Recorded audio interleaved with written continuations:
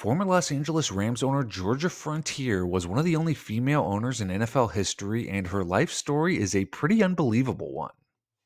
She was married 7 times, and 2 of her husbands died while married to her. Her time as Rams owner was filled with mysteries, connections to organized crime, rumors that she'd murdered her husband, and one of the craziest court battles in NFL history.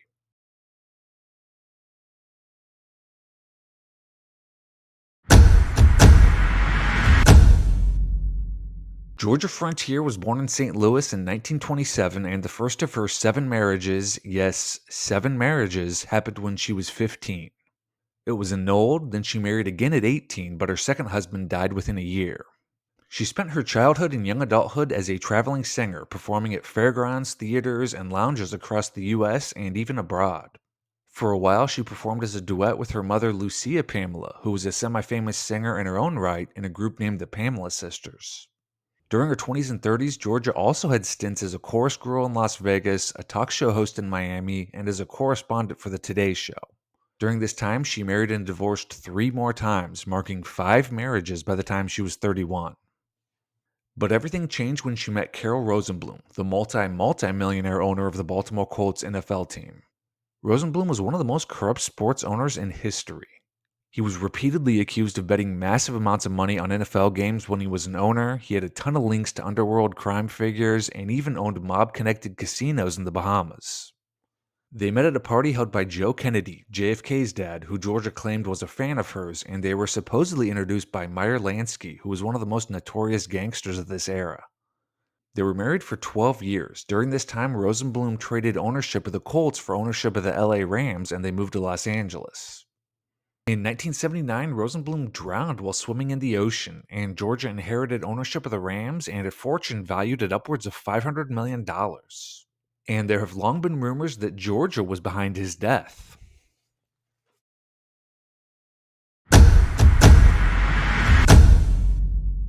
On April 2nd, 1979, Carroll Rosenbloom went for a walk alone on the Florida coastline, decided to go swimming, and drowned in the stormy ocean waters. That's the official story, at least, but many, including Rosenblum's son Steve, thought he was murdered.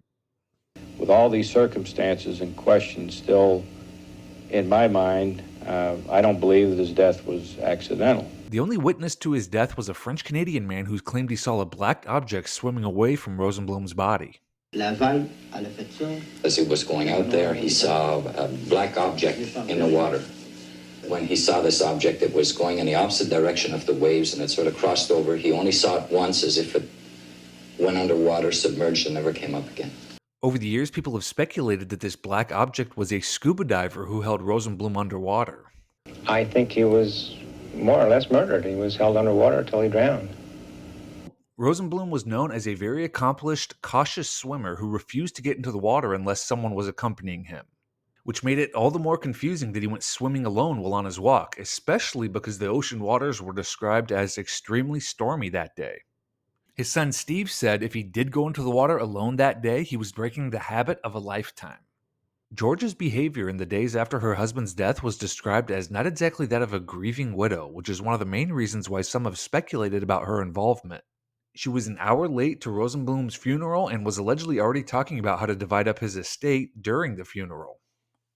She was also an hour late to his wake a week later. She'd planned the wake herself, and it was described as a really strange event that was almost like a circus, with comedians telling jokes, a roll call of A-list celebrities, and a 12-piece orchestra playing music. Howard Cosell was a close friend of Rosenblum's and described the jolly, circus-like atmosphere of the funeral as bewildering, in questionable taste, and an excursion into unreality. Steve Rosenblum was so disgusted at how much of a party his father's memorial service was that he left early. George's funeral for my father could have played in Vegas for 8 weeks, he said. Within a year after inheriting ownership of the Rams, Georgia fired her stepson Steve Rosenblum, who was the Rams' executive vice president, and she assumed control of the team. Now, we already did one video on Carroll Rosenblum's death. Georgia was definitely not the only suspect. Rosenblum had a ton of links to organized crime figures, and there were even rumors that he was murdered because he was fixing NFL games with members of the mob. So definitely check out that video to learn more about Rosenblum's mysterious death. But maybe the most suspicious thing about Georgia's behavior after her husband's death was that she got married again barely a year after his death, marriage number 7. And this marriage was caught up in multiple scandals from the start.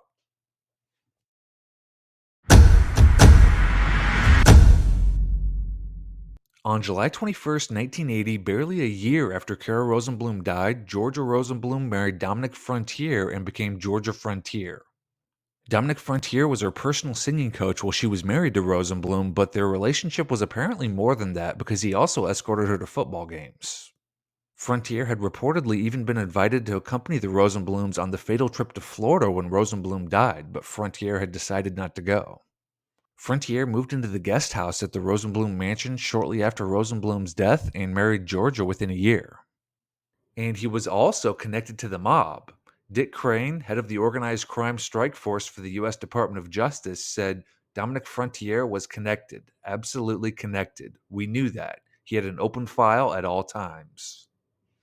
Shortly after the marriage, the Frontiers got caught up in a major scandal, and Georgia nearly went to jail and had to sell the team. They were allocated over 10,000 tickets for the 1980 Super Bowl, and thousands of those tickets ended up on the black market, where they were being scalped for nearly 10 times face value. The Frontiers didn't report this income on their tax returns, which was nearly $1 million in unreported income. Oakland Raiders owner Al Davis exposed this scheme. He wanted to move his team to Los Angeles, but the move was blocked by Georgia Frontiere, who wanted the LA market for herself. This resulted in a nasty court battle in which Davis's lawyer threatened the Frontiers, if you don't let Al move to Los Angeles, we're going to expose the ticket scalping scheme and send Georgia to jail. This lawsuit was absolutely wild, and it even threatened to bring down NFL Commissioner Pete Rozelle, who Davis claimed was also involved. But the craziest part was that there were mob connections all over the place. Harold Guyver was an executive with the Rams who claimed he was threatened with physical harm by two quote-unquote mob heavies if he told authorities what he knew about the ticket scalping scheme.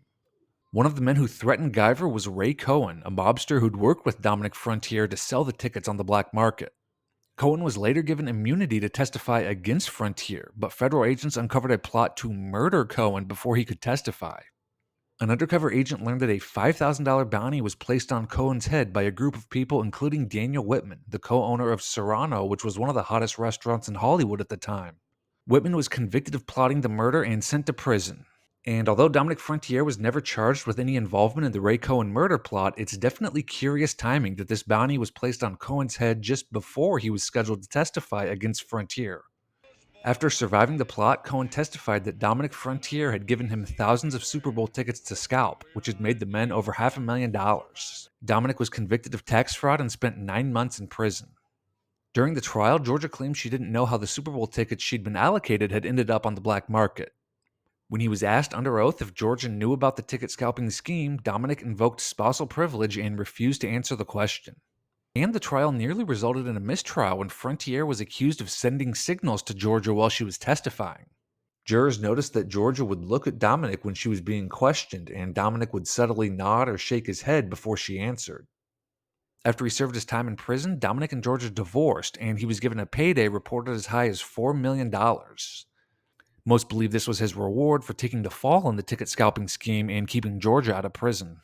Oh, and by the way, Georgia Frontiere was big into the occult. She showed up late to one interview because she said she was talking to her dead husband's spirit, though she didn't specify which of her 7 husbands she was talking to.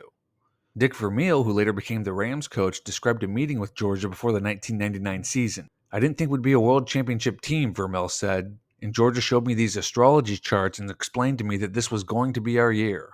She was also involved with hypnosis. Steve Rosenbloom spoke of how Georgia would regularly attend hypnosis sessions with his father, and he even speculated that the reason his father went swimming alone on that fateful day he drowned was because Georgia had hypnotized him. Despite all these controversies, Georgia persevered, and in 1995 she moved the Rams to her hometown of St. Louis, leaving the LA market without an NFL team, which made her public enemy number 1 in Los Angeles. In 2000, the Rams won the Super Bowl, and in 2008, she passed away at the age of 80.